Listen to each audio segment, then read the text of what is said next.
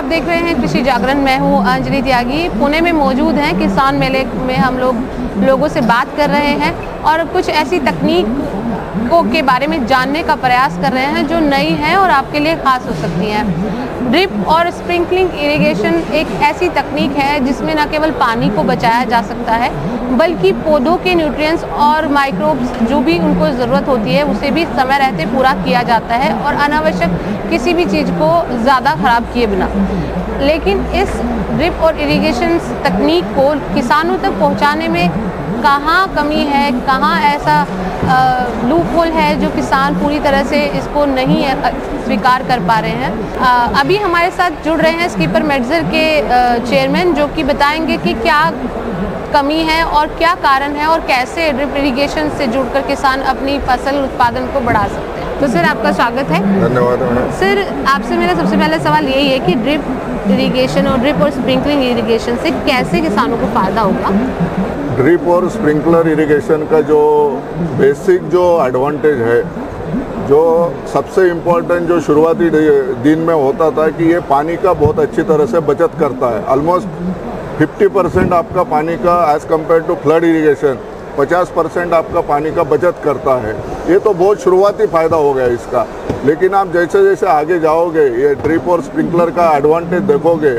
ये आपका यदि आप ये ड्रिप के साथ में फर्टिगेशन करते हो, यानी खाद भी आप वाटर सोल्यूबल फर्टिलाइज़र ये ड्रिप के थ्रू देते हो तो आपके खाद में भी बहुत 50% से ज़्यादा आपका खाद भी बचता है एज़ कम्पेयर टू यूरिया है, DAP है या अमोनियम फॉस्फेट है। इसके बारे में भी इसका बहुत सा एडवांटेज है। नॉट ओनली अभी आप खाद का सोचते हो, लेकिन आप देखोगे कि फ्लड इरिगेशन में ज़्यादातर आपको जो तन दिखता है, विड्थ दिखता है, वो क्यों होता है कि हम फ्लड इरिगेशन में पानी सब जगह बहता है तो हर जगह फिर वो तन भी पौधा होता है जो अपने को जो मेन क्रॉप रहता है उसको न्यूट्रिएंट वो भी खा लेता है, वो भी कंज्यूम करता है।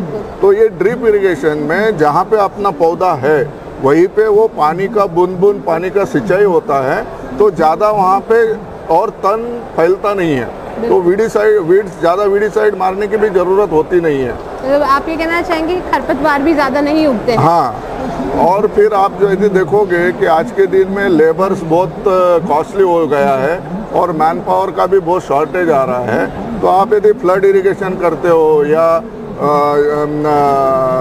मैनुअल कुछ करते हो तो आज अपने पास में लेबर भी इतना अवेलेबल नहीं है। जहाँ तक ये ड्रिप इरिगेशन की आप टेक्नोलॉजी यदि एडॉप्ट करते हो तो इसको आपको एज़ कम्पेयर टू जो ट्रेडिशनल मेथड है उसमें से बहुत कम आपको लेबर की भी ज़रूरत होती है, यानी लेबर बहुत कम लगता है इसमें। तो सर अभी धारणा ये बनी हुई है कि सिर्फ जो सब्जियों की जो फसलें हैं सब्जियों में इनमें ही ड्रिप इरिगेशन और स्प्रिंकलिंग यूज़फुल है, कारगर है। जैसे पैडी है या मक्की है या और धान अलग गेहूं की फसल है उसके लिए यूज़फुल नहीं है। तो क्या ये मिथ है या फिर ऐसा है?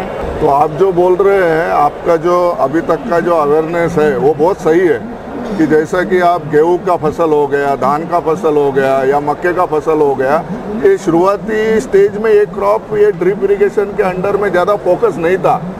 लेकिन आज के दिन में आप यदि देखोगे तो आपको गेहूं में भी ड्रिप और स्प्रिंकलर लगा हुआ मिलेगा, आपको मक्का में भी मिलेगा और धान में तो अभी नया टेक्नोलॉजी के रूप से धान में भी हम ड्रिप इरिगेशन का हमारा जो स्प्रिंकलर मेडजर कंपनी है वो मेडजर कंपनी भी पैडी के लिए भी स्पेशल टेक्नोलॉजी ला के मार्केट में वो क्रॉप भी हम कवर कर रहे हैं। सर ये भी है कि किसान कहीं ना कहीं इस सिस्टम को अपनाने में देरी कर रहे हैं, मतलब एकदम से खुले दिल से अपना नहीं रहे हैं, कहीं ना कहीं संकोच है। क्या कारण है? महंगा है इसलिए या फिर अभी ट्रस्ट नहीं है?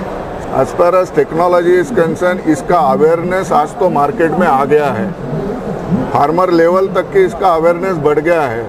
बट आप यदि फार्मर लेवल के फाइनेंशियल से सोचते हो तो ये पर हेक्टर जो कॉस्ट आता है ये इसमें इनिशियल इन्वेस्टमेंट बहुत है, तो वो फार्मर थोड़ा वहाँ पे संकोच करता है वो इनिशियल इन्वेस्टमेंट ज़्यादा होने के कारण से। तो लेकिन इसमें गवर्नमेंट भी अपना सब्सिडी के रूप में फार्मर को मदद कर रहा है, तो वो हिसाब से अभी आगे चल के इसका अवेयरनेस बढ़ेगा। जैसे कि आप अपने इंडिया में 3-4 स्टेट ऐसे देखोगे कि जो स्टेट फार्मर्स के ये जो सब्सिडी पोर्शन का जो सपोर्ट देना है, वो सपोर्ट के लेके खुद होके मार्केट में उन्होंने एक्सक्लूसिव ड्रिप इरिगेशन के ऊपर एक प्रोजेक्ट तौर पे वो ये योजना को चालू कर रहे हैं। तो जैसा कि आप गुजरात में देखोगे कि एक GGRCL प्रोजेक्ट है, आप तनोड़ा तमिलनाडु में देखोगे तो गवर्नमेंट ने तनोड़ा प्रोजेक्ट दिया है, वैसा APMIP है, आंध्र प्रदेश और तेलंगाना में TSMIP प्रोजेक्ट है, और भी बहुत से स्टेट ये प्रोजेक्ट को जो एडवांटेज है इसका ये, और फार्मर के सपोर्ट के लिए बहुत से प्रोजेक्ट, महाराष्ट्र स्टेट भी है इसमें, MP स्टेट है, कि जो ये प्रोजेक्ट को, ये कंसेप्ट को आगे बढ़ाने के लिए अच्छी तरह से वो लोग सपोर्ट कर रहे हैं इसमें। तो सर अभी तक तो इसमें सिर्फ सिंचाई और न्यूट्रिएंट्स को लेकर बात की गई है। इन केस अगर फसल में कोई की इंसेक्टिसाइड या कुछ खरपतवार आ जाता है तो उसको हटाने के लिए किस तरीके से सेफ्टी किसान काम कर सकता है? हाँ, जहाँ तक के आप जो ट्रेडिशनल मेथड है जो फ्लड इरिगेशन में, वो फ्लड इरिगेशन में क्या होता है कि जैसे हमने जो आपको शुरुआत में बताया कि तन बढ़ जाता है, तन बढ़ जाने से क्या होता है, पेस्टिसाइड या इसका अटैक का ज़्यादा स्प्रे करना गिरता है हमको।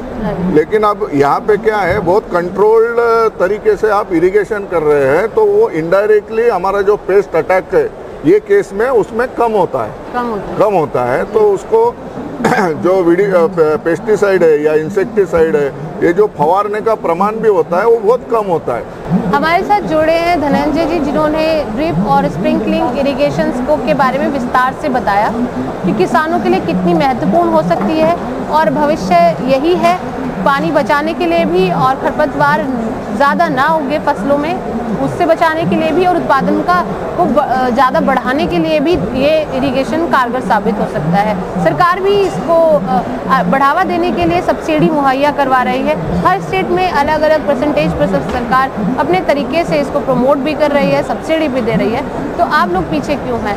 कृषि जागरण की यही अपील है आपसे कि ड्रिप और इरिगेशन को बढ़ावा दें, ताकि हम सही तकनीक और सही ज़रूरत के हिसाब से सही उत्पादन कर सकें। देखते रहिए कृषि जागरण।